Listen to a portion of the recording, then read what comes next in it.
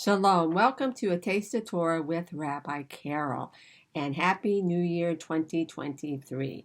So this weekend is the last parsha of the book of Bereshit. It's also the 12th parsha of the year, and it is called VaYechi.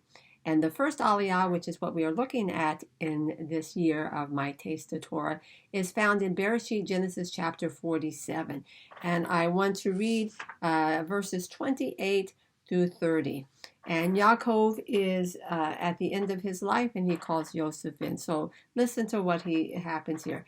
Yaakov lived in the land of Egypt 17 years. Thus Yaakov lived to be 147 years old. The time came when Yisrael, that's his other name, Yaakov, Jacob, was approaching death. So he called for his son Yosef and said to him, "If you truly love me, please put your hand under my thigh and pledge that out of consideration for me, you will not bury me in Egypt. Rather, when I sleep with my fathers, you are to carry me out of Egypt and bury me where they are buried." He, Joseph, replied, "I will do as you have said." So when I was reading this aliyah, I was reflecting on what does this have to do with us? What can we glean from this? What spiritual principles might apply to us? And I immediately thought of scriptures from the Newer Covenant, where we are encouraged that we are not of this world. Now, that doesn't mean we are strange and bizarre, although some of us might be a little strange and bizarre, but it means that this world is not our home. Listen to what Rav Shaul says in Philippians. He says, "But we are citizens of heaven, and it is from there that we expect a deliverer, the Lord Yeshua, the Messiah. He will change the bodies we have in this humble state and make them like his glorious body, using the power which enables him to bring everything under his control." Israel, Yaakov, Jacob knew that Egypt was not his home. He knew the promise that God had made to him, the promise of that land, the land that is called Israel today.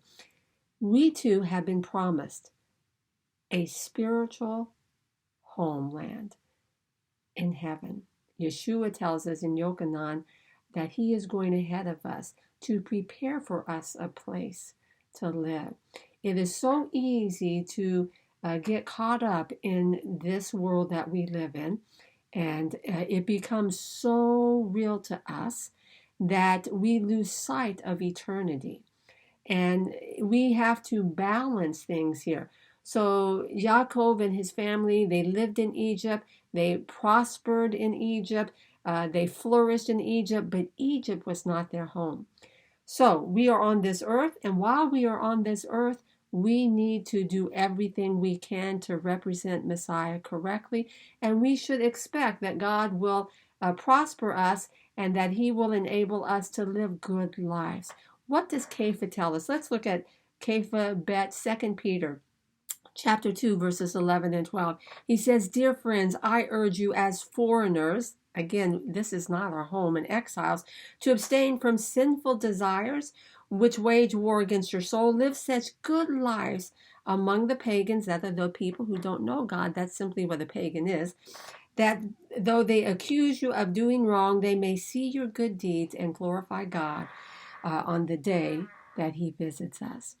Kepha is telling us also, this world here, it's not your home, but you have to live in this world. But as you live in the world, you need to live in a godly manner. You need to imitate Messiah in everything that you do, so that when those around us who do not yet know God look at us, yeah, they could get angry at us. Yes, they don't understand us, and they can accuse us of being narrow-minded and all sorts of things that they speak against us. But our testimony, if we will live a life of holiness and righteousness, a life that reflects, truly, truly reflects who Yeshua is, it is going to draw people to God, and they will see him in us, and on that day, they will recognize who he is. So I pray that you have a great evening tonight, and I hope that you will join us tomorrow if you are here on Long Island. at Beth Emanuel. We're located at exit 61 of the Long Island Expressway. If you are not here on Long Island, you can join us as we live stream on our Facebook page or our Zoom channel. So we would love to have you check in. God bless you and Shabbat Shalom.